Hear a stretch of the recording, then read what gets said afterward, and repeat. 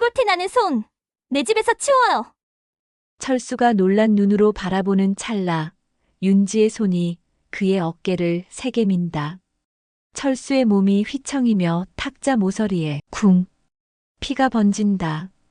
오 사장은 당황해 와인을 떨어뜨리고 민수는 얼어붙은 듯 움직이지 못한다. 괜찮다. 내가 흙 묻은 놈이지. 그 손으로 우리 집에 들어오지 마요. 음악 정지 순간의 정적, 숨소리만 들린다. 카메라 천천히 줌. 아웃. 피 묻은 바닥과 고개 숙인 민수. 철수의 눈가에 고인 눈물 한 방울. 존중은 사라지고 피만 남았다. 박철수는 새벽부터 마당을 쓸고 있었습니다. 마을 어귀에서 닭 우는 소리가 들려오고 멀리 산자락에는 아침 안개가 걷히고 있었죠. 철수의 손은 오랜 세월 농사를 지으며 생긴 굳은 살로 가득했지만 그 손길은 여전히 부지런했습니다. 빗자루를 쥔 채 낙엽을 쓸어 담으며 철수는 작은 미소를 지었습니다. 오늘은 손자 생일이었으니까요. 할배, 또 새벽부터 일하시네요. 옆집 이웃이 담 너머로 고개를 내밀었습니다. 철수는 빗자루를 세우고 이웃을 바라보았죠. 그래야 마음이 편하지. 손주 생일인데 서울 올라가야 하거든. 아이고, 좋겠네요. 서울 사는 아드님이 잘 사신다면서요? 며느님은 미용실도 여러 개 하신다고 들었어요. 철수는 고개를 끄덕였습니다. 아들 민수는 서울에서 중소기업 과장으로 일하고 있었고, 며느리 윤지는 미용실 체인을 운영하는 사업가였습니다. 남들이 보기엔 성공한 가정이었죠. 하지만 철수의 마음 한구석엔 늘 서운함이 자리하고 있었습니다. 명절에도 바쁘다는 핑계로 내려오지 않는 아들, 전화 통화도 짧게 끊는 며느리. 그래도 철수는 이해하려 했습니다. 도시에서 살아가는 게 얼마나 바쁜지 잘 알고 있었으니까요. 그런데 말입니다, 할배.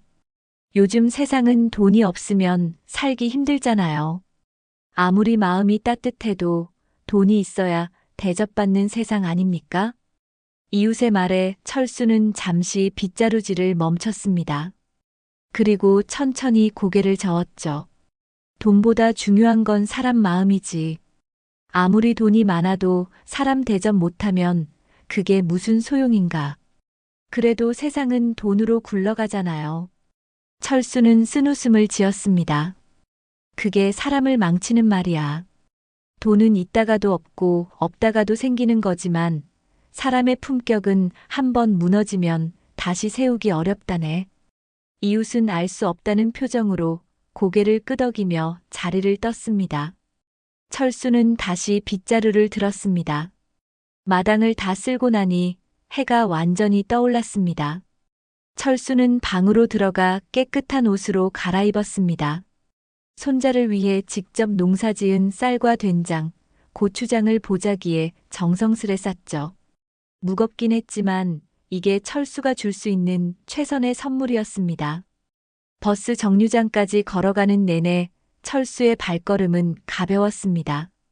오랜만에 손자를 볼 생각에 가슴이 설렜죠. 버스에 올라 창밖을 바라보며 철수는 아들 민수가 어렸을 때를 떠올렸습니다. 가난했지만 행복했던 시절. 민수를 업고 논두렁을 걷던 기억. 그때는 돈이 없어도 웃음이 많았습니다. 서울로 가는 버스 안에서 철수는 옆자리 승객과 이야기를 나눴습니다. 젊은 여성이었는데 명절에 시댁 가기 싫다는 하소연을 늘어놓았죠. 시어머님이 자꾸 간섭하시는 게 힘들어요. 제 직장일도 이해 못하시고. 철수는 조용히 듣다가 입을 열었습니다. 며느리 입장도 시어머니 입장도 다 이해가 가는구만. 서로 조금씩만 양보하면 될 텐데 말이지. 쉽지 않아요, 어르신. 요즘 세상은 복잡해요. 세상이 복잡한 게 아니라 사람 마음이 복잡해진 거 아닐까? 옛날엔 다들 가난해서 서로 의지하고 살았는데 요즘은 각자 잘 살다 보니 오히려 서로 불편해하는 것 같아. 여성은 고개를 끄덕이며 창밖을 바라봤습니다. 철수는 더 이상 말을 잇지 않았습니다. 자신의 말이 잔소리로 들릴까 조심스러웠으니까요. 서울에 도착했을 때는 오후였습니다. 철수는 무거운 보자기를 들고 지하철을 탔습니다. 익숙하지 않은 길이었지만 민수가 보내준 약도를 보며 천천히 찾아갔죠. 아파트 단지에 들어서니 높은 건물들이 하늘을 가렸습니다. 철수는 고개를 들어 아들이 사는 층을 바라봤습니다. 15층. 엘리베이터를 타고 올라가며 철수는 가슴이 두근거렸습니다. 초인종을 누르자 문이 열렸습니다. 며느리 윤지였습니다. 윤지는 철수를 보자 표정이 굳었습니다. 아버님 오셨어요? 그래, 손주 생일이라고 했잖아. 아, 네. 들어오세요. 윤지의 목소리엔 반가움이 없었습니다. 철수는 현관에 신발을 벗으며 보자기를 내밀었습니다. 이거 내가 직접 농사지은 쌀이랑 장이야. 손주 먹으라고. 윤지는 보자기를 받아들며 미간을 찌푸렸습니다. 아버님, 요즘은 다 마트에서 사 먹어요. 이런 거 안 가져오셔도 되는데. 철수의 가슴이 철렁했습니다. 하지만 내색하지 않았습니다. 그래도 정성이 담긴 거니까. 거실로 들어서니 손자가 뛰어왔습니다. 철수는 무릎을 굽혀 손자를 안았습니다. 우리 손주 생일 축하한다. 하지만 기쁨도 잠시 거실 소파에 앉아있는 낯선 남자가 눈에 들어왔습니다. 사돈인 오 사장이었습니다. 고급 양복을 입고 와인 잔을 든 채 윤지와 대화하고 있었죠. 철수는 인사를 건넸지만 오 사장은 건성으로 고개만 끄덕였습니다. 그 순간 철수는 느꼈습니다. 이 집에서 자신은 환영받지 못하는 손님이라는 걸. 하지만 참았습니다. 손자의 생일이니까요. 철수는 구석에 조용히 앉아 손자가 노는 모습을 지켜봤습니다. 그게 철수가 할 수 있는 전부였습니다. 저녁 식사 시간이 되었습니다. 테이블에는 고급 음식들이 차려졌지만 철수는 입맛이 없었습니다. 윤지와 오 사장은 와인을 마시며 부동산 이야기, 사업 이야기를 나눴죠. 철수는 그저 조용히 밥을 먹었습니다. 아들 민수는 아버지 눈치를 보며 어색하게 웃기만 했습니다. 사돈 어르신, 여전히 시골에서 농사하세요? 오 사장이 와인 잔을 내려놓으며 물었습니다. 철수는 고개를 끄덕였죠. 네, 평생 해온 일이니까요. 요즘엔 기계가 다 해주는데 그걸로 돈이 돼요? 전 부동산 투자로 작년에만 몇 억 벌었는데 말이죠. 오 사장의 말투에는 은근한 무시가 담겨 있었습니다. 철수는 젓가락을 내려놓고 오 사장을 바라봤습니다. 돈이 전부는 아니잖습니까? 땅을 일구고 정직하게 사는 것도 의미 있는 일이지요. 하하, 그렇긴 한데요. 요즘 같은 세상에 정직만으로는 안 되죠. 머리를 써야 합니다, 머리를. 오 사장은 자신의 관자놀이를 톡톡 두드렸습니다. 윤지가 옆에서 맞장구를 쳤죠. 맞아요. 우리 엄마가 그랬어요. 시골 사람은 냄새부터 다르다고요. 흙냄새 같은 거요. 그 순간 식탁이 조용해졌습니다. 민수는 당황한 표정으로 윤지를 쳐다봤지만 윤지는 태연했습니다. 철수는 천천히 숨을 들이쉬었습니다. 가슴속에서 무언가가 끓어오르는 걸 느꼈지만 참았습니다. 손자 앞에서 다투고 싶지 않았으니까요. 그래도 가족끼리는 존중해야 하는 거 아닙니까? 내가 흙 묻은 손이라도 민수 내 손 잡아준 사람이야. 철수의 목소리는 떨렸습니다. 민수는 고개를 숙인 채 아무 말도 하지 못했습니다. 아버지 편을 들자니 아내가 싫어할 게 뻔했고 아내 편을 들자니 아버지께 죄송했죠. 결국 민수는 침묵을 택했습니다. 윤지는 짜증스럽다는 듯 의자를 뒤로 밀며 일어났습니다. 아이고, 답답해서 못 살겠네. 아버님, 요즘 세상이 어떤 세상인데 그런 말씀을 하세요? 돈이 있어야 존경받는 거예요, 존경.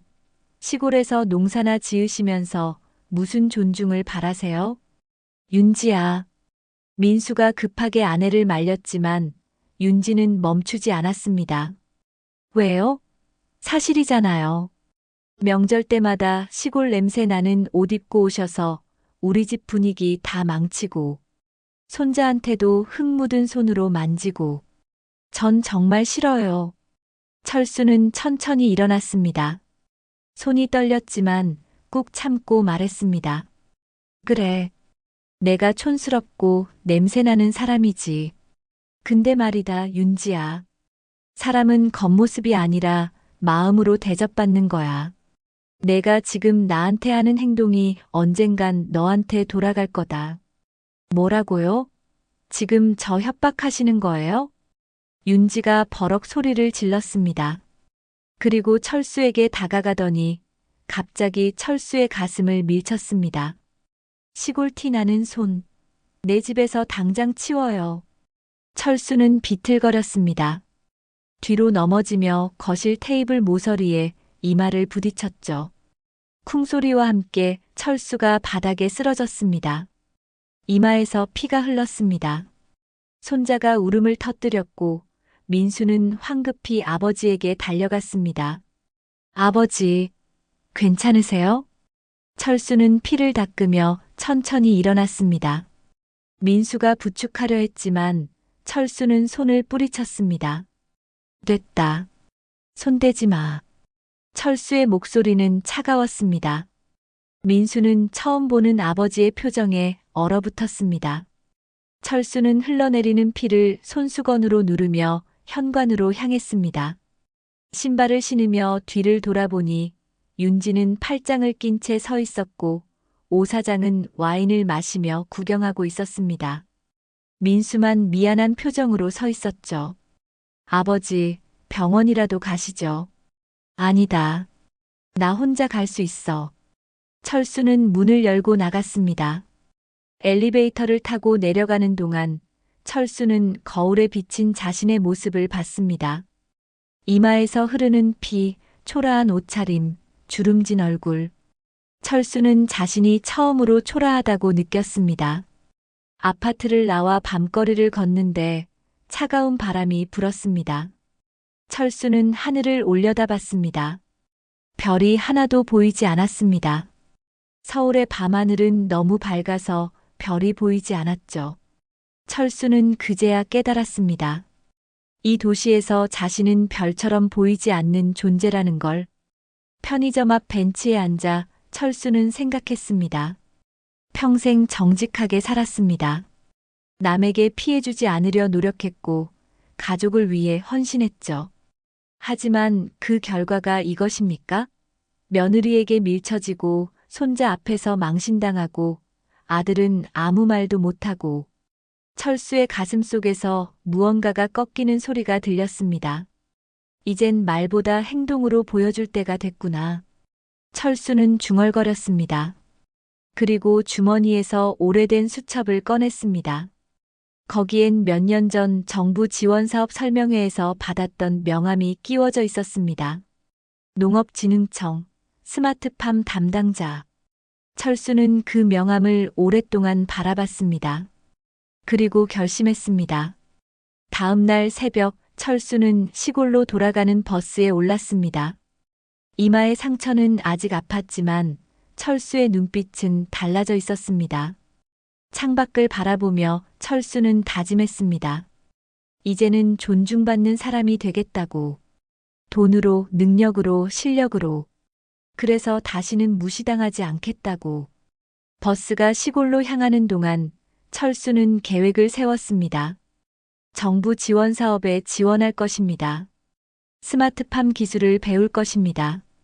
그리고 이 손으로 다시 일어설 것입니다. 흙 묻은 손이라고 무시했던 사람들에게 이 손이 얼마나 강한지 보여줄 것입니다. 시골집에 도착했을 때 해가 떠오르고 있었습니다. 철수는 마당에 서서 자신의 땅을 바라봤습니다. 이 땅이 곧 시작점이 될 것입니다. 그날 이후 철수는 연락을 끊었습니다. 민수가 전화를 걸어도 받지 않았고 문자를 보내도 답장하지 않았습니다. 민수는 걱정이 되어 몇 번이나 전화를 했지만 철수의 휴대폰은 꺼져 있거나 받지 않았죠.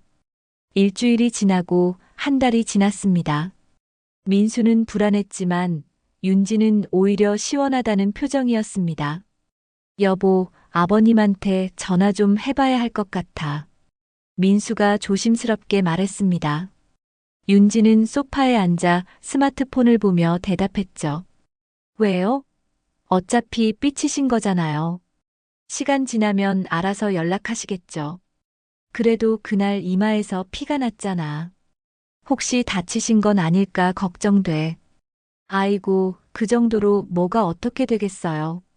시골에서 평생 농사 지으신 분이 그까짓 거로. 윤지는 무심하게 말하며 채널을 돌렸습니다. 민수는 더 이상 말하지 못했습니다. 아내와 또 싸우기 싫었으니까요. 하지만 마음 한구석은 계속 불편했습니다. 그 무렵 윤지는 사돈인 오 사장과 자주 만났습니다. 오 사장의 부동산 투자 이야기를 듣고 윤지도 투자에 관심을 갖게 됐죠. 오 사장은 자신의 성공담을 늘어놓으며 윤지에게 조언했습니다. 윤지 씨, 사업은 타이밍이에요. 지금 강남 쪽 상가 투자하면 대박이거든요. 제가 소개해 드릴게요. 정말요? 저도 미용실 말고 다른 사업도 해보고 싶었는데. 두 사람은 고급 레스토랑에서 와인을 마시며 웃었습니다. 그들의 대화 주제는 돈, 투자, 성공이었습니다. 철수 이야기는 한 번도 나오지 않았죠. 그나저나 사돈 어르신은 연락 없으세요? 오 사장이 물었습니다.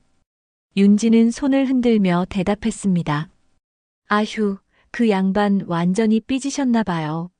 한 달 넘게 전화도 안 받으신대요. 하하, 시골 노인네가 뭐 할 줄이나 있겠어요. 그냥 논에서 풀이나 뽑으시겠죠. 맞아요. 속이 다 시원해요, 진짜. 냄새나는 그 손으로 우리 애 만진다니까 질렸다고요. 두 사람은 낄낄거리며 웃었습니다.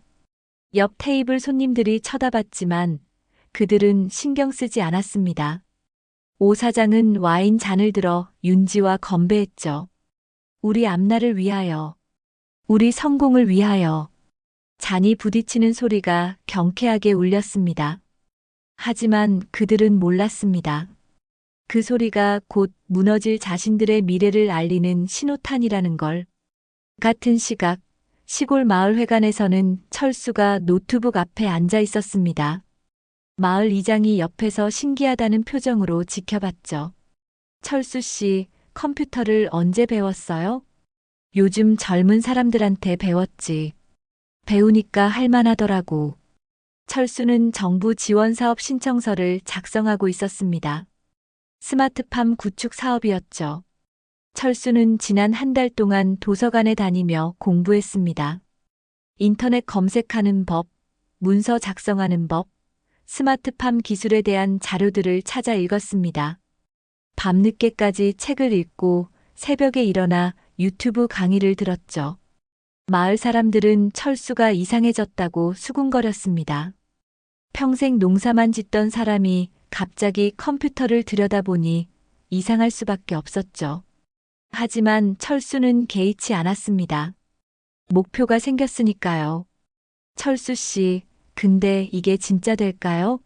정부 지원금 받는 게 쉬운 일이 아니던데. 이장이 걱정스럽게 물었습니다. 철수는 화면에서 눈을 떼지 않고 대답했습니다. 해봐야 알지. 안 해보고 포기하는 것보단 낫잖아. 철수의 목소리엔 확신이 담겨 있었습니다. 이장은 더 이상 묻지 않았습니다. 철수의 눈빛이 예전과 달랐으니까요. 무언가에 홀린 듯한, 아니, 오히려 깨어난 듯한 눈빛이었습니다. 신청서를 제출한 지 일주일 후 철수에게 전화가 왔습니다. 농업진흥청에서 온 전화였죠. 박철수 씨 맞으십니까? 스마트팜 지원사업 1차 심사 통과하셨습니다. 다음 주에 현장 실사 나가겠습니다. 전화를 끊은 철수는 조용히 미소 지었습니다. 첫 번째 관문을 통과했습니다. 이제 시작입니다. 며칠 후 현장 실사단이 마을에 왔습니다. 철수는 자신의 땅을 보여주며 계획을 설명했습니다. 스마트 온실을 짓고 IoT 센서로 온도와 습도를 관리하며 유통망까지 구축하겠다는 계획이었죠. 실사단은 고개를 끄덕이며 메모했습니다. 박철수 씨, 나이가 많으신데 이런 기술을 다 배우실 수 있겠습니까? 한 심사위원이 물었습니다. 철수는 단호하게 대답했습니다. 배울 수 있습니다. 나이는 숫자일 뿐입니다. 의지가 있으면 됩니다. 심사위원들은 서로 눈빛을 주고받았습니다. 그리고 마지막 질문을 던졌죠. 이 사업을 꼭 하셔야 하는 이유가 뭡니까? 철수는 잠시 침묵했습니다. 그리고 천천히 입을 열었습니다. 평생 농사를 지으며 살았습니다. 정직하게, 성실하게 살았죠. 하지만 세상은 그것만으론 인정해주지 않더군요. 이제는 능력으로 인정받고 싶습니다. 그리고 증명하고 싶습니다. 흙을 만지는 손도 세상을 바꿀 수 있다는 걸요. 심사위원들은 철수의 눈을 바라봤습니다. 그 눈엔 절실함이 담겨 있었습니다. 한 심사위원이 고개를 끄덕이며 말했습니다. 좋습니다. 결과는 일주일 후에 통보하겠습니다. 일주일은 길게 느껴졌습니다. 철수는 매일 휴대폰을 확인했습니다. 그리고 마침내 문자가 왔습니다. 스마트팜 구축 지원 사업 최종 선정. 축하드립니다. 철수는 문자를 읽고 또 읽었습니다. 손이 떨렸습니다. 기쁨이 아니라 긴장 때문이었습니다. 이제 진짜 시작입니다. 실패하면 모든 게 끝입니다. 하지만 성공하면 모든 게 바뀔 것입니다. 그날 밤 철수는 마당에 앉아 별을 올려다봤습니다. 서울과 달리 시골 하늘엔 별이 가득했습니다. 철수는 별을 보며 다짐했습니다. 저 별처럼 빛나는 사람이 되겠다고.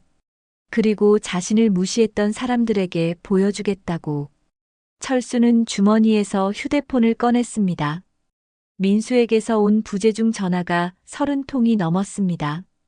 하지만 철수는 전화하지 않았습니다. 아직 때가 아니었으니까요. 보여줄 것이 생기면 그때 연락하겠습니다. 6개월이 흘렀습니다. 철수의 땅은 완전히 변했습니다. 최첨단 스마트 온실이 세워졌고 IoT 센서가 곳곳에 설치됐죠. 철수는 매일 새벽부터 밤까지 일했습니다. 기술자들과 함께 시스템을 배우고 젊은 직원들을 고용해 회사를 키워나갔습니다. 청신바이오. 철수가 지은 회사 이름이었습니다. 맑은 마음으로 생명을 키운다는 뜻이었죠. 처음엔 작은 시작이었습니다. 하지만 철수의 농산물은 품질이 좋았고 안전했습니다. 대형마트에서 먼저 연락이 왔습니다. 그리고 유통업체, 레스토랑, 학교 급식까지 계약이 이어졌죠. 철수는 단순히 농산물만 파는 게 아니었습니다. 유통망을 구축했습니다. 전국 농가와 계약을 맺고 청신바이오 브랜드로 통합 유통하기 시작했죠.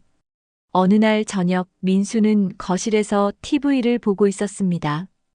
윤지는 옆에서 태블릿으로 미용실 매출을 확인하고 있었죠. 뉴스가 흘러나왔습니다. 다음 소식입니다. 스마트 농업으로 농촌에 새바람을 일으키고 있는 청신바이오 박철수 회장이 화제입니다. 불과 6개월 만에 전국 유통망을 구축하며 농업계의 대부로 급부상했는데요.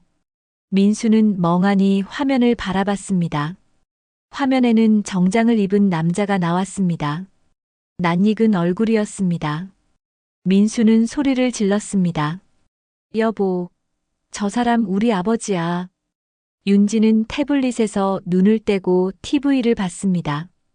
그리고 입이 떡 벌어졌습니다. 뭐라고? 저 사람이 아버님이라고? 화면 속 철수는 당당했습니다. 기자들 앞에서 청신바이오의 비전을 설명하고 있었죠. 우리는 단순히 농산물을 파는 게 아닙니다. 농부의 땀과 정성을 전국 소비자에게 전달하는 겁니다. 청신바이오는 농업의 미래를 만들어가고 있습니다. 민수는 휴대폰을 집어들었습니다. 인터넷에 청신바이오를 검색했죠.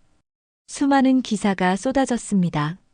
정부 지원 사업 우수 사례, 농업 혁신 기업, 전국 유통망 구축. 민수는 믿을 수 없었습니다. 아버지가 이런 일을 하고 계셨어? 윤지도 당황했습니다. 하지만 곧 표정이 굳었습니다. 말도 안 돼. 저 시골 노인이 회사라니. 뭔가 잘못된 거 아니야? 아니야. 진짜야. 여기 기사 좀 봐. 청신바이오 박철수 회장. 우리 아버지 맞아. 민수는 떨리는 손으로 기사를 읽었습니다. 그런데 한 문단에서 손이 멈췄습니다. 청신바이오는 현재 전국 500개 농가와 계약을 맺고 있으며 주요 대형 유통업체 및 프랜차이즈와 독점 공급 계약을 체결했다. 특히 미용업계, 부동산 투자업계와도 연계 사업을 진행 중이다. 민수는 윤지를 쳐다봤습니다. 윤지도 같은 부분을 읽었는지 얼굴이 하얗게 질렸습니다. 미용업계 설마. 윤지는 급하게 미용실 거래처에 전화를 걸었습니다. 하지만 전화를 받는 사람은 없었습니다. 문자를 보냈지만 답장이 오지 않았죠. 불안함이 엄습했습니다. 그때 민수의 휴대폰이 울렸습니다. 회사 상사였습니다. 민수 씨, 큰일 났어요. 우리 회사주 거래처가 청심그룹이랑 독점 계약 맺었대요. 우리 쪽 계약은 해지됐어요. 네. 그게 무슨. 청심그룹이 유통 쪽을 완전히 장악했나 봐요. 우리 회사뿐 아니라 여러 업체가 타격받을 것 같아요. 전화를 끄는 민수는 멍하니 앉아 있었습니다. 윤지도 전화를 받고 있었습니다. 미용실 본사에서 온 전화였죠. 윤 대표님, 청심그룹에서 납품 중단 통보 들어왔습니다. 미용용품 공급이 전부 끊겼어요. 뭐라고요? 왜요? 모르겠어요. 갑자기 계약 해지 통보가 왔어요. 이유는 거래처 신뢰도 문제라고만 나와 있습니다. 윤지는 전화기를 떨어뜨릴 뻔했습니다. 손이 떨렸습니다. 미용실 체인은 납품업체에 의존하고 있었습니다. 납품이 끊기면 영업을 할 수 없었죠. 이게 무슨 일이야? 윤지는 주저앉았습니다. 민수도 소파에 털썩 앉았습니다. 두 사람은 서로를 바라봤습니다. 그리고 같은 생각을 했습니다. 이건 우연이 아니라고. 다음 날 오 사장에게서도 연락이 왔습니다. 윤지 씨, 큰일 났어요. 무슨 일이세요, 사돈 어른? 제 부동산 투자 자금이 청신펀드에 묶여 있었는데 갑자기 계약 해지됐어요. 자금 회수가 안 돼요. 네. 청신펀드요? 청심그룹 계열사예요. 제가 투자한 돈이 전부 거기 묶여 있었는데 갑자기 계약 위반이라며 해지 통보가 왔어요. 이러면 제 사업이 다 무너져요. 오 사장의 목소리는 패닉 상태였습니다. 윤지는 전화를 끊고 민수를 바라봤습니다. 여보, 이거 혹시. 민수는 고개를 끄덕였습니다. 확신이 들었습니다. 이 모든 게 아버지의 계획이라고. 철수는 단순히 사업을 키운 게 아니었습니다. 자신을 무시했던 사람들을 겨냥한 것이었죠. 아버지한테 전화해봐야겠어. 민수는 떨리는 손으로 아버지 휴대폰 번호를 눌렀습니다. 신호음이 울렸습니다. 한 번, 두 번, 세 번. 그리고 전화가 연결됐습니다. 여보세요. 철수의 목소리는 차갑고 낮았습니다. 예전의 따뜻한 목소리가 아니었죠. 아버지, 저예요. 민수예요. 그래, 무슨 일이냐? 아버지, 청신바이오 회장님이 아버지시죠? 그렇다. 아버지, 왜 이러시는 거예요? 우리 거래처가 다 끊겼어요.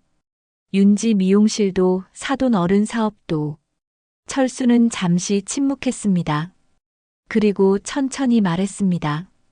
민수야, 세상엔 대가라는 게 있다. 남을 함부로 대하면 그 대가를 치르는 거야. 아버지, 6개월 전 그날 내 아내가 나한테 뭐라고 했는지 기억하냐? 시골 냄새 난다고 손자 만지지 말라고 했지. 그리고 날 밀쳤어. 내가 피 흘리는데 너희는 웃고 있었지. 민수는 할 말이 없었습니다. 기억났습니다. 그날의 모든 순간이. 아버지, 죄송해요. 제가 잘못했어요. 이젠 너무 늦었다. 세상은 돈으로 돌아간다고 했지? 그래, 맞아. 그럼 이제 내가 돈으로 보여주마. 존중 없는 분은 언제든 무너진다는 걸. 전화가 끊겼습니다. 민수는 휴대폰을 쥔 채 얼어붙었습니다. 일주일이 지났습니다. 윤지의 미용실 체인은 납품 중단으로 영업의 차질을 빚기 시작했습니다. 고객들은 불만을 쏟아냈고 직원들은 불안해했죠. 윤지는 밤낮 없이 대체 납품업체를 찾아다녔지만 모두 거절했습니다. 청심그룹과의 관계를 의식한 것이었습니다. 대표님, 이번 달 매출이 반토막 났어요.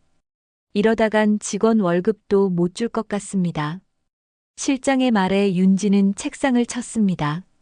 그럴 리 없어. 뭔가 방법이 있을 거야. 하지만 방법은 없었습니다. 청심그룹의 유통망은 생각보다 훨씬 광범위했습니다. 미용용품, 식자재, 생필품까지 거의 모든 유통이 청심 계열사를 거쳐갔죠. 윤지는 처음으로 절망을 느꼈습니다. 민수의 회사도 위기였습니다. 주 거래처를 잃으면서 실적이 급락했고 구조조정 이야기까지 나왔습니다. 민수는 상사에게 불려가 경고를 받았죠. 민수 씨, 이번 분기 실적 회복 못하면 팀 전체가 위험합니다. 알겠죠? 네, 알겠습니다. 민수는 고개를 숙였습니다.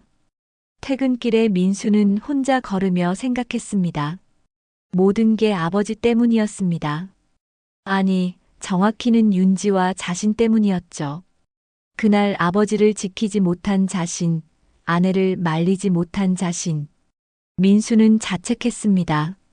집에 돌아오니 윤지가 소파에 주저앉아 울고 있었습니다.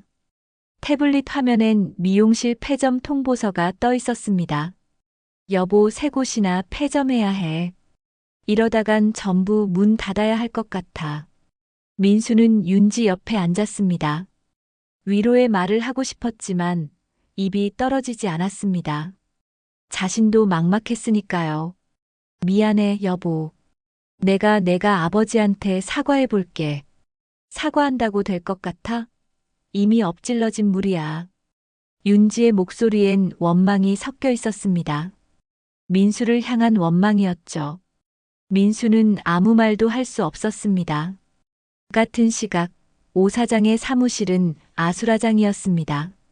투자자들이 몰려와 돈을 돌려달라고 아우성이었죠. 오 사장, 제 돈 당장 돌려주세요. 약속한 수익금은 어떻게 된 거예요? 사기 아니에요, 이거. 오 사장은 땀을 뚝뚝 흘리며 변명했습니다. 잠깐만요, 여러분. 조금만 기다려주시면 해결할 수 있습니다. 청심펀드 쪽에 자금이 묶여 있을 뿐이에요. 그럼 청심펀드한테 받아오세요. 지금 당장. 하지만 오 사장도 알고 있었습니다. 청심그룹은 계약 위반을 이유로 자금 회수를 거부했습니다. 법적 대응을 하겠다고 했지만 변호사는 승산이 없다고 했죠. 계약서상 청심그룹 쪽이 유리했습니다. 오 사장은 마지막 방법으로 철수에게 직접 찾아가기로 했습니다. 윤지와 민수에게 연락했죠. 우리 셋이서 사돈 어른한테 가봅시다. 무릎 꿇고 빌면 혹시 모르잖아요. 민수는 망설였지만 윤지가 먼저 동의했습니다. 그래요. 가봐야죠. 이대로는 안 돼요. 다음 날 세 사람은 청심그룹 본사를 찾았습니다. 서울 강남 한복판에 위치한 고층 빌딩이었습니다. 건물 앞에 선 세 사람은 입을 다물지 못했습니다. 이게 정말 아버님 회사야? 민수가 중얼거렸습니다. 윤지는 아무 말 없이 건물을 올려다봤습니다. 믿을 수 없었습니다. 6개월 전까지만 해도 시골에서 농사짓던 노인이 이런 회사를 읽었다니. 로비로 들어서자 경비가 막아섰습니다. 어떻게 오셨습니까? 저희 회장님 만나러 왔는데요. 예약 있으십니까? 아니요. 하지만 저희는 회장님 가족입니다. 경비는 의심스럽다는 표정으로 전화를 걸었습니다. 잠시 후 비서가 내려왔습니다. 회장님께서 면회를 거부하셨습니다. 돌아가시죠. 제발요. 저희 아버지예요. 꼭 만나야 해요. 민수가 애원했지만 비서는 고개를 저었습니다. 죄송합니다. 회장님 지시입니다. 세 사람은 쫓겨나듯 건물 밖으로 나왔습니다. 비가 내리기 시작했습니다. 오 사장이 민수를 붙잡았습니다. 이렇게 포기할 순 없어요. 기다립시다. 회장님이 퇴근하실 때까지. 세 사람은 빗속에서 건물 앞에 서 있었습니다. 1시간, 2시간. 옷이 다 젖었지만 움직이지 않았습니다. 지나가는 사람들이 쳐다봤지만 신경 쓰지 않았습니다. 해가 질 무렵 건물 지하 주차장에서 고급 세단이 나왔습니다. 뒷좌석에 철수가 타고 있었습니다. 민수가 차 앞으로 뛰어갔습니다. 아버지. 차가 멈췄습니다. 창문이 내려가고 철수의 얼굴이 보였습니다. 정장을 입은 철수는 예전과 완전히 달랐습니다. 위험이 있었고 냉정했죠. 비켜라. 아버지, 제발요. 저희 잘못했어요. 용서해 주세요. 윤지도 앞으로 나왔습니다. 처음으로 고개를 숙였습니다. 아버님 죄송합니다. 제가 너무 잘못했어요. 철수는 창밖을 바라봤습니다. 빗속에서 무릎 꿇은 세 사람을 봤습니다. 6개월 전 자신이 서 있던 자리에 이제 그들이 서 있었습니다. 철수는 아무 감정도 느껴지지 않았습니다. 늦었다. 이미 선을 넘었어. 아버지, 제발. 한 번만 기회를 주세요. 민수가 울먹이며 차를 붙잡았습니다. 철수는 기사에게 신호를 보냈습니다. 차가 천천히 움직였습니다. 민수의 손이 차에서 떨어졌습니다. 아버지. 민수의 외침이 빗소리에 묻혔습니다. 차가 멀어지고 세 사람은 빗속에 남겨졌습니다. 오 사장이 주저앉았습니다. 끝났어, 다 끝났어. 윤지도 무릎을 꿇었습니다. 그리고 처음으로 후회했습니다. 진심으로. 6개월 전 그날 철수를 밀치지 말았어야 했습니다. 시골 냄새 난다고 놀리지 말았어야 했죠. 하지만 이미 늦었습니다. 민수는 하늘을 올려다봤습니다. 비가 얼굴에 떨어졌습니다. 아버지의 뒷모습이 희미하게 사라지는 게 보였습니다. 민수는 깨달았습니다. 아버지를 완전히 잃었다는 걸. 그리고 그건 자신의 잘못이라는 걸. 차 안에서 철수는 창밖을 바라봤습니다. 빗속에 무릎 꿇은 세 사람이 작아지고 있었습니다. 철수의 손이 잠깐 떨렸습니다. 하지만 곧 주먹을 쥐었습니다. 돌아갈 수 없었습니다. 아직 끝나지 않았으니까요. 회장님, 내일 일정 확인해 드릴까요? 비서가 물었습니다. 철수는 고개를 끄덕였습니다. 그래. 내일은 기자회견이지? 네, 맞습니다. 철수는 작은 미소를 지었습니다. 내일이 진짜 끝입니다. 다음 날 아침 청심그룹 본사 대회의실은 기자들로 가득 찼습니다. 수십 대의 카메라가 무대를 향하고 있었고 기자들은 노트북과 녹음기를 준비했죠. 철수는 무대 뒤에서 거울을 보며 넥타이를 고쳐맸습니다. 비서가 옆에서 말했습니다. 회장님 준비되셨습니까? 그래. 나가자. 철수가 무대에 오르자 카메라 플래시가 터졌습니다. 철수는 단상 앞에 섰습니다. 마이크를 잡은 손은 흔들림이 없었습니다. 회의실이 조용해졌습니다. 철수는 천천히 입을 열었습니다. 청심그룹 회장 박철수입니다. 오늘 이 자리는 단순한 기자회견이 아닙니다. 제 인생의 고백이자 세상을 향한 메시지입니다. 기자들이 받아 적기 시작했습니다. 철수는 계속했습니다. 저는 평생 시골에서 농사를 지으며 살았습니다. 정직하게, 성실하게 일했죠. 하지만 세상은 그것만으론 인정해주지 않았습니다. 6개월 전, 저는 가족에게 모욕을 당했습니다. 며느리는 제게 시골 냄새가 난다며 손자를 만지지 말라고 했습니다. 그리고 저를 밀쳤습니다. 회의실이 술렁였습니다. 철수는 목소리를 높였습니다. 저는 피를 흘리며 쓰러졌습니다. 하지만 제 아들은 저를 지키지 않았습니다. 사돈은 와인을 마시며 웃고 있었죠. 그날 저는 깨달았습니다. 이 세상은 돈과 권력으로 움직인다는 걸. 그래서 저도 그 게임에 뛰어들었습니다. 철수는 잠시 숨을 고르고 계속했습니다. 6개월 동안 저는 청심그룹을 만들었습니다. 정부 지원을 받아 스마트팜을 구축했고 전국 유통망을 장악했습니다. 그리고 저를 무시했던 사람들의 사업을 무너뜨렸습니다. 며느리의 미용실, 사돈의 부동산 투자, 모두 제 손안에 있었죠. 기자 한 명이 손을 들었습니다. 회장님, 그건 사적인 복수 아닙니까? 철수는 기자를 똑바로 바라봤습니다. 복수라고 할 수도 있겠죠. 하지만 저는 이것을 교훈이라고 부릅니다. 사람을 대하는 방식에는 반드시 대가가 따릅니다. 돈이 많다고 사업이 잘 된다고 해서 타인을 함부로 대해선 안 됩니다. 품격 없는 부자는 거지보다 못합니다. 박수가 터졌습니다. 철수는 손을 들어 박수를 멈추게 했습니다. 하지만 저는 오늘 이 자리에서 선언합니다. 복수는 여기까지입니다. 저는 더 이상 미움으로 살지 않겠습니다. 청심그룹은 앞으로 사회에 기여하는 기업이 될 것입니다. 농민들을 돕고 정직한 유통망을 만들고 사람을 존중하는 문화를 만들어 가겠습니다. 기자들이 다시 질문을 쏟아냈습니다. 그럼 며느리분과 사돈분의 사업은 어떻게 하실 겁니까? 철수는 잠시 침묵했습니다. 그리고 천천히 대답했습니다. 그들이 진심으로 반성한다면 기회를 주겠습니다.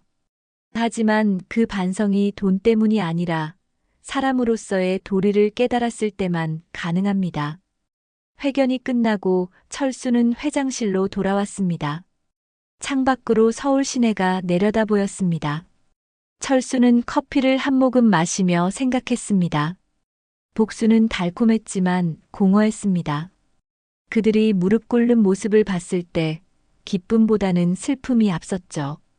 비서가 노크를 하고 들어왔습니다. 회장님, 박민수 씨께서 다시 찾아오셨습니다. 이번에는 혼자 오셨습니다. 철수는 잠시 고민했습니다. 그리고 고개를 끄덕였습니다. 들어오라고 해. 민수가 들어왔습니다. 얼굴은 수척했고 눈은 충혈되어 있었습니다. 며칠 밤을 설친 듯 했죠. 민수는 철수 앞에 무릎을 꿇었습니다. 아버지, 죄송합니다. 철수는 아들을 내려다봤습니다. 감정이 복잡했습니다. 화도 났지만 동시에 안타까웠습니다. 자신의 아들이니까요. 일어나라. 아버지, 일어나서 말해. 무릎 꿇는다고 용서받는 게 아니야.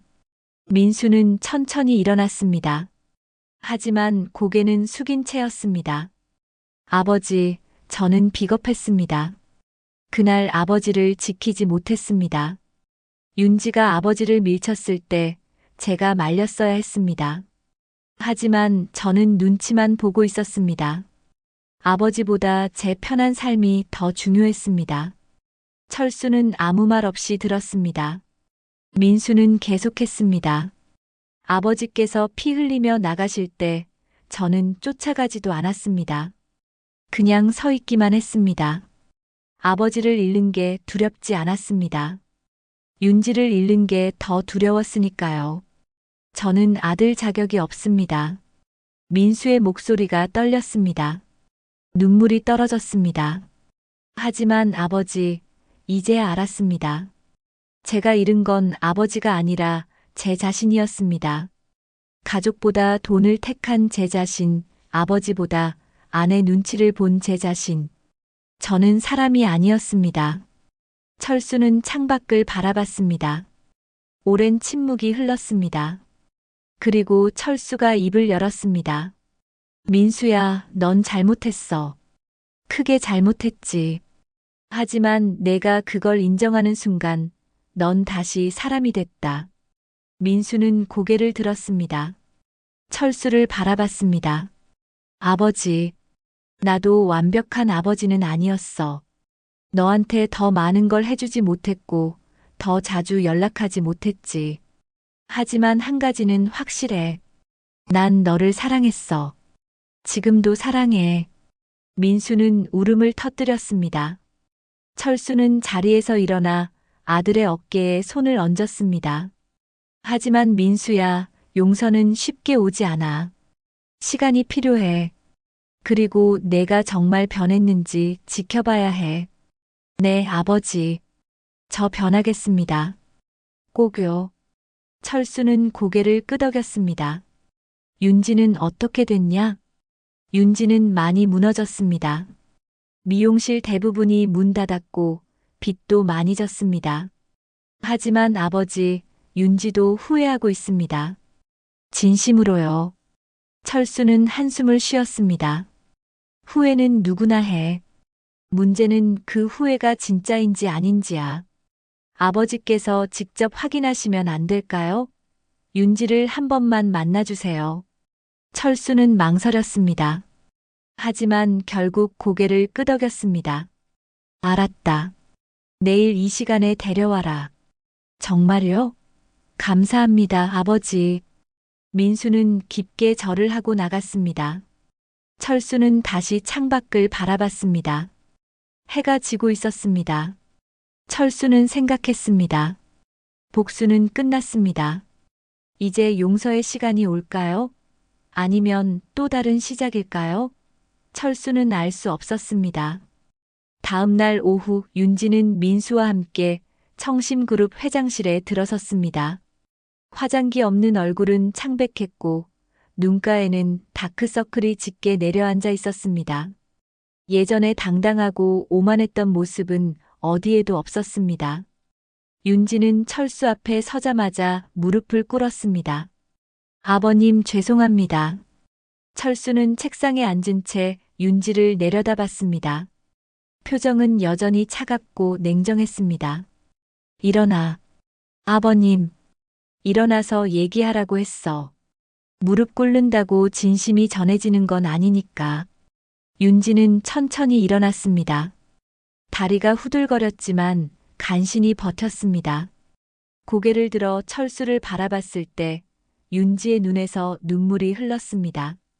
아버님, 저는 제가 얼마나 끔찍한 사람이었는지 이제 알았습니다. 그날 아버님을 밀쳤을 때 저는 사람이 아니었습니다.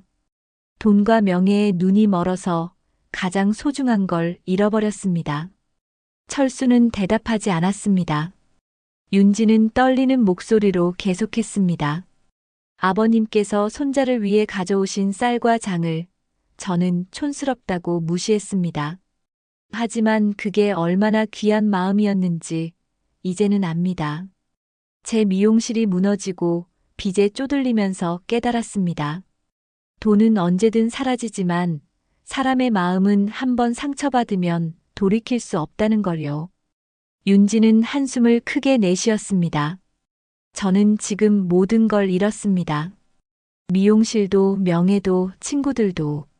하지만 가장 큰 것은 제 자신을 잃었다는 겁니다. 거울을 볼 때마다 그날 아버님을 밀쳤던 제 손이 보입니다. 이 손으로 어떻게 사람을 때렸는지 지금도 믿기지 않습니다. 철수는 윤지의 손을 바라봤습니다. 그 손은 떨리고 있었습니다. 철수는 천천히 입을 열었습니다. 윤지야, 넌 그날 나한테 뭐라고 했지? 윤지는 입술을 깨물었습니다. 시골 사람은 냄새가 다르다고 손자한테 흙 묻은 손으로 만지지 말라고 했습니다. 그래. 그 말이 얼마나 아팠는지 아냐? 죄송합니다, 아버님. 정말 죄송합니다. 철수는 자리에서 일어났습니다. 창가로 걸어가 서울 시내를 내려다봤습니다. 나도 사람이야. 상처받으면 아프지. 그날 이후로 6개월 동안 난 매일 밤 그 장면을 떠올렸어. 피가 흐르는데 아무도 신경 쓰지 않던 그 순간을. 그리고 다짐했지. 다시는 무시당하지 않겠다고. 윤지는 고개를 숙였습니다. 아버님께서 이렇게 성공하실 줄 몰랐습니다. 아니, 솔직히 말하면 무시했습니다. 시골 노인이 뭘 할 수 있겠냐고 생각했습니다. 하지만 제가 틀렸습니다. 아버님은 저보다 훨씬 강하고 현명하고 대단한 분이셨습니다. 철수는 윤지를 돌아봤습니다. 윤지야, 난 성공하려고 이 일을 시작한 게 아니야. 존중받고 싶어서 시작한 거야. 돈이 아니라 사람으로서 인정받고 싶었던 거지. 넌 그걸 이해할 수 있냐? 윤지는 고개를 끄덕였습니다. 이제는 압니다. 돈보다 중요한 게 사람이라는 걸. 아무리 부자여도 품격이 없으면 아무것도 아니라는 걸. 아버님께서 그걸 제게 가르쳐 주셨습니다. 철수는 한숨을 쉬었습니다. 그리고 책상 서랍에서 서류 봉투를 꺼냈습니다. 이게 뭔지 아냐? 윤지는 고개를 저었습니다. 철수는 봉투를 열어 서류를 꺼냈습니다. 내 미용실 체인의 채무 정리 서류야. 그리고 납품 재개 계약서. 사인만 하면 내 사업은 정상화될 수 있어. 윤지의 눈이 커졌습니다. 민수도 놀란 표정으로 아버지를 바라봤습니다. 아버지, 정말입니까? 철수는 고개를 끄덕였습니다. 하지만 조건이 있어. 철수는 윤지를 똑바로 바라봤습니다. 첫째, 앞으로 어떤 사람도 무시하지 마. 가난하든 부자든 시골 사람이든 도시 사람이든 모든 사람은 존중받을 자격이 있어. 둘째, 사업을 하면서 정직해라. 돈은 중요하지만 사람의 신뢰가 더 중요하다. 셋째, 우리 손자한테 제대로 된 교육을 시켜라. 돈이 아니라 사람됨을 가르쳐. 윤지는 눈물을 흘리며 고개를 끄덕였습니다. 꼭 그렇게 하겠습니다, 아버님. 약속드립니다. 철수는 서류를 윤지에게 건넸습니다. 윤지는 떨리는 손으로 서류를 받았습니다. 감사합니다, 아버님. 정말 정말 감사합니다. 감사는 나중에 해. 약속을 지킬 수 있을 때 해라. 윤지는 깊게 절을 했습니다. 민수도 아버지 앞에 절을 했습니다. 아버지, 감사합니다. 정말 감사합니다. 철수는 아들의 어깨를 두드렸습니다. 민수야, 이제 내가 할 일은 가족을 제대로 지키는 거야. 아내를 바른 길로 이끌고 아들을 잘 키워야 해. 그게 아들의 도리야. 네, 아버지. 꼭 그렇게 하겠습니다. 두 사람이 나가고 철수는 다시 창가에 섰습니다. 가슴이 한결 가벼워진 느낌이었습니다. 복수는 달콤했지만 용서는 더 따뜻했습니다. 철수는 작은 미소를 지었습니다. 그때 비서가 들어왔습니다. 회장님, 오 사장님께서 면담 신청하셨습니다. 철수는 고개를 끄덕였습니다. 들어오라고 하세요. 오 사장이 들어왔습니다. 예전의 거만한 모습은 사라지고 초라한 모습이었습니다. 양복도 구겨져 있었고 얼굴엔 수염이 자라나 있었습니다. 사돈 어른 아니 회장님. 오 사장은 떨리는 목소리로 말했습니다. 철수는 의자를 가리켰습니다. 앉으세요. 오 사장은 조심스럽게 앉았습니다. 손을 비비며 말을 꺼냈습니다. 회장님, 제가 정말 잘못했습니다. 그날 사돈 어른을 무시한 것 평생 후회하고 있습니다. 철수는 오 사장을 바라봤습니다. 진심인지 아닌지 알 수 없었습니다. 오 사장님, 당신은 그날 와인 마시며 웃고 있었죠. 내가 피 흘릴 때. 오 사장은 고개를 숙였습니다. 죄송합니다. 제가 돈에 눈이 멀었습니다. 사람을 돈으로만 판단했습니다. 하지만 이제는 압니다. 제가 얼마나 어리석었는지. 철수는 한숨을 쉬었습니다. 오 사장님, 당신 투자금은 돌려줄 수 없어요. 계약 위반이었으니까. 하지만 새로 시작할 수 있는 기회는 드릴 수 있습니다. 오 사장은 고개를 들었습니다. 정말입니까? 단 조건이 있어요. 앞으로 부동산 투자가 아니라 사람에게 투자하세요. 사회에 기여하는 사업을 하세요. 그러면 제가 초기 자금을 지원해 드리겠습니다. 오 사장의 눈에 눈물이 고였습니다. 감사합니다, 회장님. 꼭 그렇게 하겠습니다. 철수는 고개를 끄덕였습니다. 오 사장이 나가고 철수는 혼자 남았습니다. 창밖엔 노을이 지고 있었습니다. 철수는 생각했습니다. 복수의 시간은 끝났습니다. 이제 치유의 시간이 시작됩니다. 1년 후 청심그룹은 대한민국을 대표하는 농업기업으로 자리 잡았습니다. 전국 1000여 개의 농가와 계약을 맺었고 해외 수출까지 시작했죠. 철수는 더 이상 시골 농부가 아니었습니다. 존경받는 기업가였고 사회에 기여하는 인물이었습니다. 청심그룹 헬기장. 철수는 헬기에 오르기 전 민수를 불렀습니다. 민수는 이제 청심그룹 부사장으로 일하고 있었습니다. 1년 동안 밑바닥부터 배우며 회사를 익혔죠. 철수는 아들의 어깨를 두드렸습니다. 민수야, 이제 회사 일은 내가 주도해야 해. 난 곧 은퇴할 거다. 아버지, 아직 이르지 않습니까? 철수는 고개를 저었습니다. 아니야. 이제 내 몫은 다 했어. 이젠 내가 이끌어갈 차례야. 민수는 아버지의 손을 잡았습니다. 아버지, 1년 동안 정말 많이 배웠습니다. 사업도 배웠지만 더 중요한 건 사람됨을 배웠습니다. 아버지께서 보여주신 용서와 품격, 평생 잊지 않겠습니다. 철수는 미소 지었습니다. 민수야, 복수는 끝났다. 하지만 진짜 이긴 건 내가 아니라 사람다움을 지킨 내 마음이야. 그걸 기억해라. 네, 아버지. 헬기가 이륙했습니다. 철수는 창밖을 바라봤습니다. 강남의 빌딩 숲이 점점 작아졌습니다. 1년 전만 해도 이 도시에서 자신은 보이지 않는 존재였습니다. 하지만 이제는 달랐습니다. 철수는 증명했습니다. 흙을 만지는 손도 세상을 바꿀 수 있다는 걸. 헬기가 시골 마을로 향했습니다. 철수의 고향이었습니다. 착륙한 곳은 예전 철수의 집 마당이었습니다. 이제는 청심농업연구소로 바뀌어 있었지만 여전히 정겨웠죠. 철수는 헬기에서 내려 마당을 걸었습니다. 빗자루가 구석에 놓여 있었습니다. 1년 전 철수가 마지막으로 사용했던 빗자루였습니다. 철수는 빗자루를 들었습니다. 그리고 천천히 마당을 쓸기 시작했습니다. 마을 이장이 달려왔습니다. 회장님, 그런 일은 직원들이 할 텐데요. 철수는 고개를 저었습니다. 아니야. 이건 내가 해야 해. 이게 내 시작이었으니까. 철수는 마당을 쓸며 지난 1년을 떠올렸습니다. 복수의 시간은 달콤했지만 공허했습니다.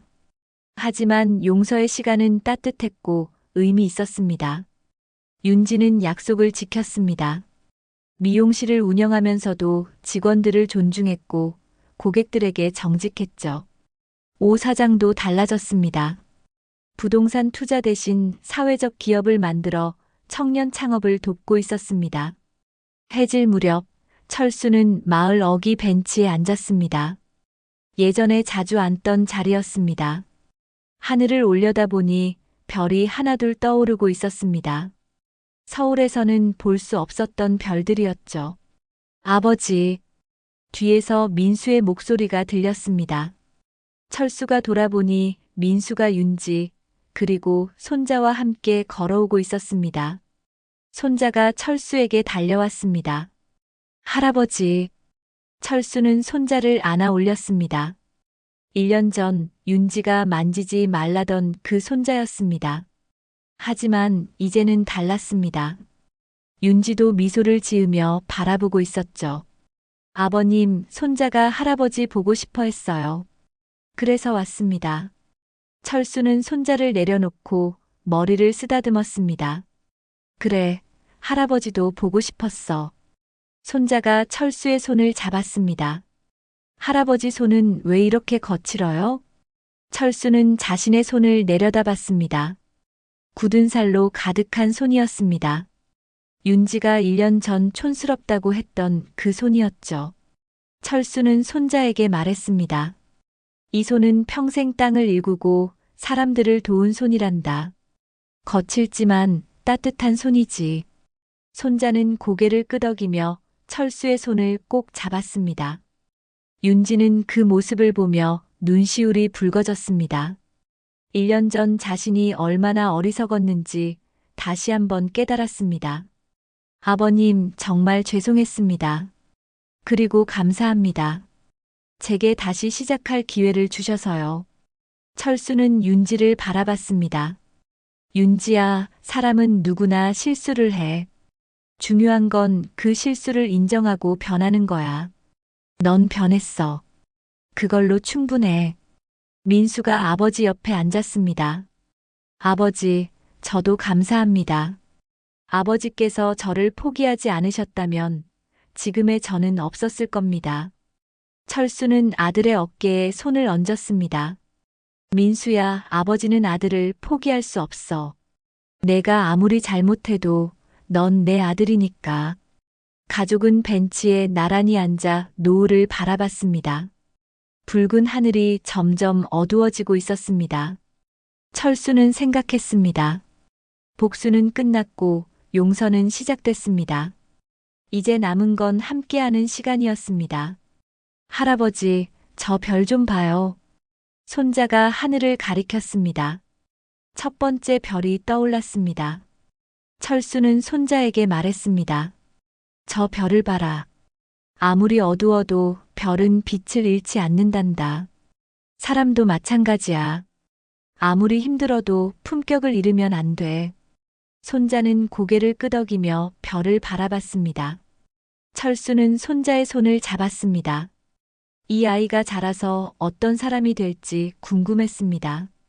돈보다 사람을 중요하게 여기는 어른이 되길 바랐습니다. 밤이 깊어지고 가족은 집으로 돌아갔습니다. 철수는 마지막으로 마당에 홀로 섰습니다. 별이 쏟아지는 하늘을 올려다보며 철수는 중얼거렸습니다. 돈은 바람처럼 사라지지만 존중은 사람을 남긴다. 그 말이 바람에 실려 퍼져나갔습니다. 마을의 불빛들이 하나둘 꺼지고 고요함이 찾아왔습니다. 철수는 집 안으로 들어갔습니다. 거실에서는 민수 가족이 손자와 놀고 있었습니다. 웃음소리가 집안을 가득 채웠습니다. 철수는 그 모습을 바라보며 미소 지었습니다. 1년 전 이 집에서 피를 흘리며 나갔던 자신을 떠올렸습니다. 그때는 분노로 가득했지만 지금은 평화로웠습니다. 복수는 상처를 치유하지 못합니다. 하지만 용서는 치유합니다. 철수는 그걸 배웠습니다. 화면이 서서히 어두워지며 자막이 떠올랐습니다. 돈은 바람처럼 사라지지만 존중은 사람을 남긴다. 그리고 철수의 목소리가 흘러나왔습니다. 세상은 돈으로 움직인다고 하지만 진짜 세상을 움직이는 건 사람의 마음입니다. 품격 없는 부자는 거지보다 못합니다. 하지만 품격 있는 사람은 가난해도 부자보다 존경받습니다. 우리 모두 그런 사람이 됩시다. 화면이 완전히 어두워졌습니다. 하지만 그 어둠 속에서 별 하나가 빛나고 있었습니다. 희망의 별이었습니다.